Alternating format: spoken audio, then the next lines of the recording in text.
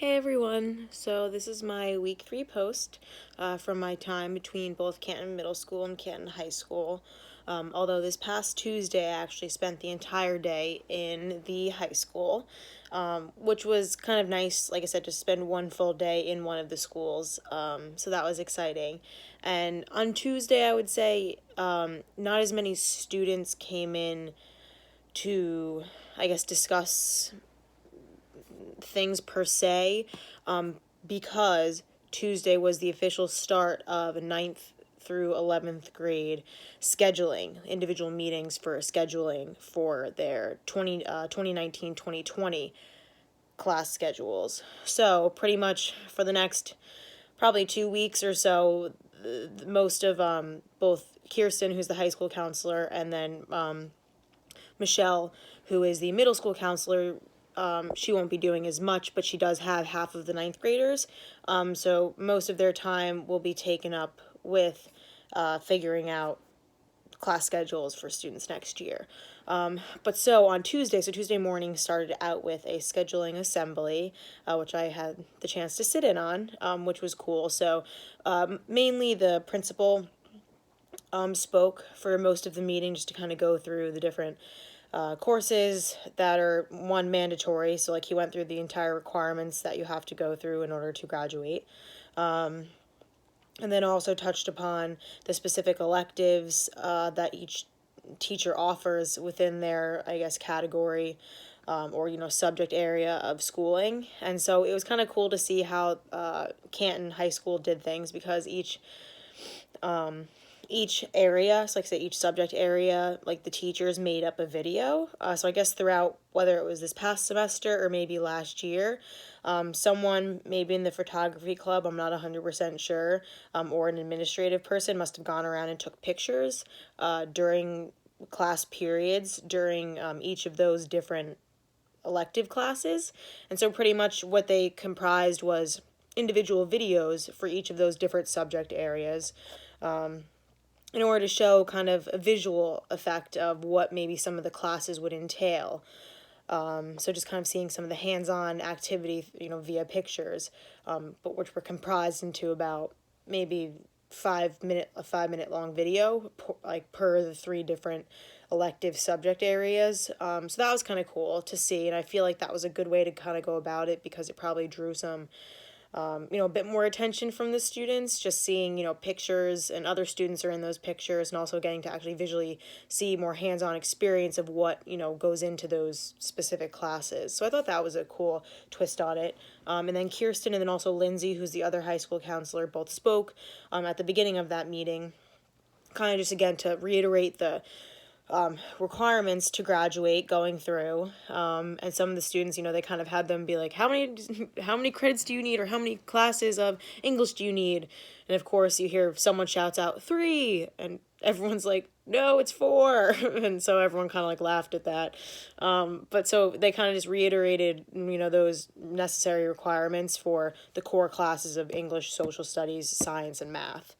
And then also just mention that, throughout the next pretty much 2 weeks, they'll be meeting with students individually, and that, today there's a list posted outside of the guidance counselor's office to go look and see, what time you're supposed to be there and what day you're supposed to be there. So they kind of just reinforced students to double check it, because if they were just supposed to be going on that day, they better make sure that they're going to be at that meeting. But of course, from what I've learned is that even then, though, still students will miss their meetings or forget about them or forget to look at the sheet.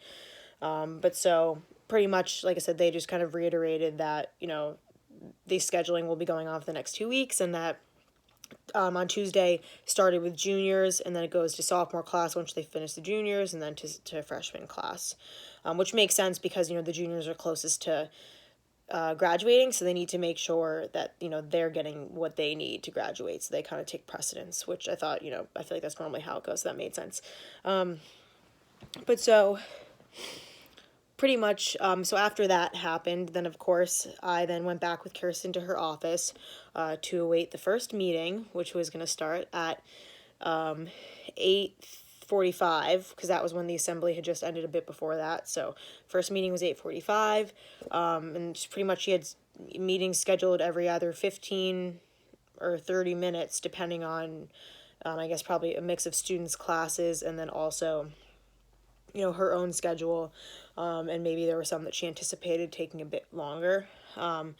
So we probably saw about, I don't know, 12 to 15 students or so. And then there were 3 students that did not show up. 3 of them were absent. And, one of those 3 has pretty much a chronic absentee problem. She's always really not in school, which clearly is another issue in and of itself. But so she was not there for her meeting, which is important because she's failing a lot of her classes right now. And as a junior, that's not really a good thing, especially if you're looking to,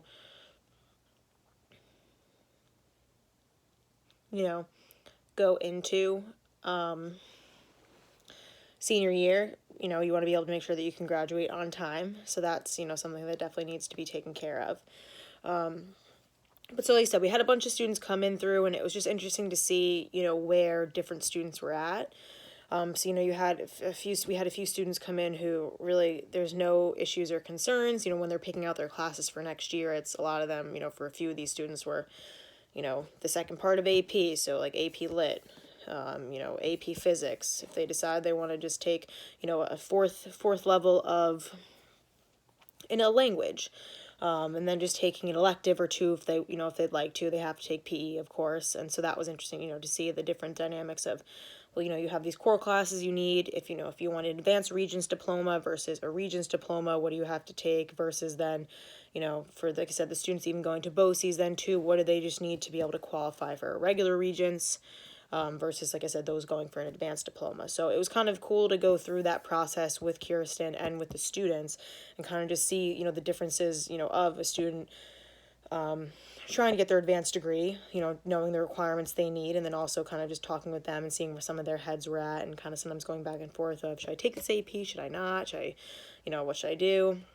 And then other students who then were going non-Regents, but still, maybe weren't going to BOCES, they just really didn't want to take certain classes, but again, Kirsten would try to encourage them to, say that, you could always, join this class, and if you decide you don't want to take it at some point next year, or it's really too much of a struggle, you can always switch out of it, because I feel like the whole common trend I've seen within the high school between Kirsten, Lindsay, and even Michelle is that, you try to help your students to say that it's easier to at least try to start into the class, and then if it seems to not be something that is beneficial for you, or it's more trouble than it's worth, or, it's really not going to help you at all, then at that point, then, you can at least start in it, and then if it's something you're not in, like I said, interested in, or it's not helping you, or it's hurting you, then at that point you can drop it. But it's harder, you can't really join a class 3 months into the school year. So kind of just like really encouraging students to, sometimes push themselves and, see what they can do. And then, it was interesting to see too, then, like I said, a few of the students who are, juniors now, and then will be going into their senior year of BOCES. So to kind of see what exactly that schedule entails. They take their senior BOCES, which, speaking of, I mentioned this, I think, I believe it was Tori's video last week. I just mentioned how, like Allied, the Allied Health Program sounded really cool, and I realized on Tuesday that Canton does actually have that. I didn't think they did, but I realized that that's tied with BOCES, so I, came to learn that they do have the Allied Health Program, because 2 of these girls who are actually twins are in that program. So that was pretty cool to hear about. But so it was interesting to see, they take that second part of it their senior year, and then also have to take, like I said, an English, a social studies, and then, like one other student who was, interested, who was also going to BOCES, who was in the, is it human resources? The one, it's pretty much tied with almost like if you were to go into nursing. I can't remember the specific name of that BOCES program right at this moment. But, for them, chemistry would be really important to take. And right now, BOCES doesn't have, something really chem tied, in their program at BOCES. So, Kirsten was recommending they should probably take chem now while they're still in high school, just to, to get that kind of leg up, because, if you want to go into nursing school, you're eventually going to have to take chem at some point, even if it is in school, so why not take it now one while it's, free and you're in a high school, and, hopefully then that knowledge will, you'll have more of a precedent going in to college and nursing school, having already taken a whole year of chem. So kind of just trying to help the students guide along and, not even just see now what they're taking, but how it can benefit them in the future, whether it's college, work, whatever they plan on doing afterwards.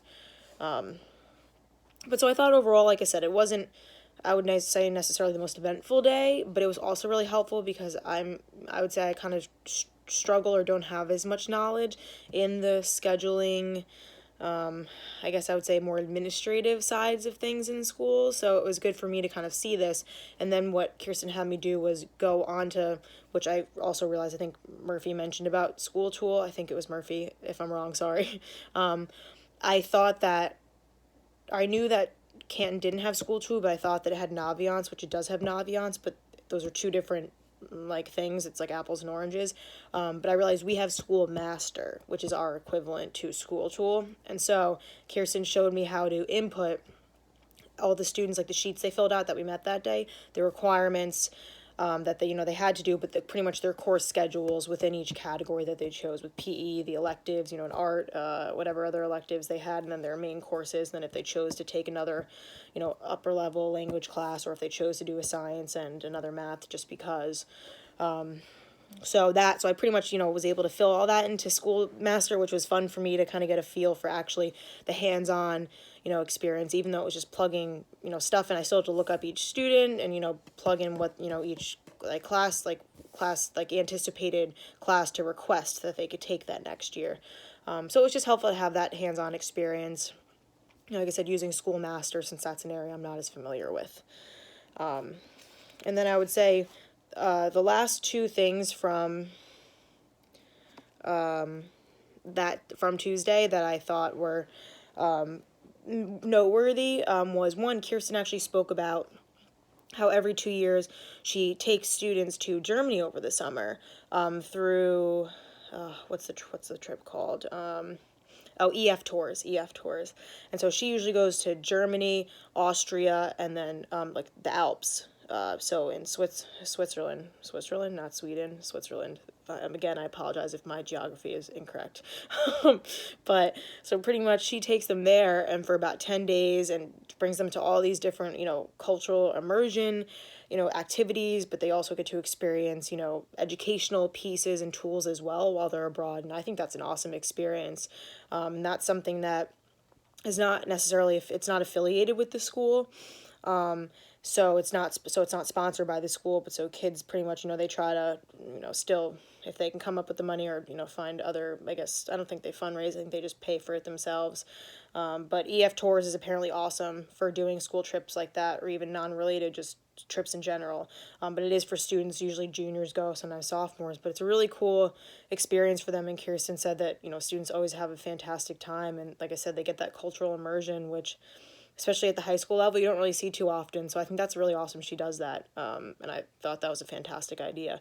And then the last thing we spoke about was just future presentations. So as I mentioned last week, I, was a part of and helped, or watched Kirsten and Lindsay and Miss Randall discuss in the PE classes about time management, and then also tied that into, time wasters and how much, students and kids just in general really rely on their iPhones, and how much time they don't realize that they're wasting while on their phones because it's always glued to their hands.